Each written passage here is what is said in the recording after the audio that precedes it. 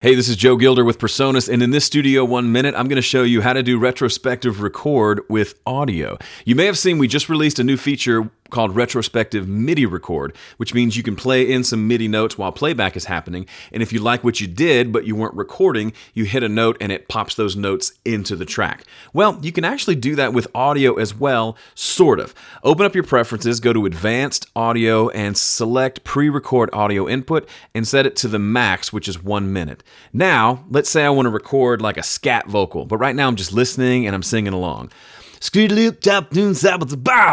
Oh, and I think that was amazing. I wish I had recorded that. As long as I don't stop playback and hit record and then stop playback, guess what? I can grab this piece of audio and I can pull that back up to a full minute of what was happening before I hit record. So there you go, retrospective record for audio.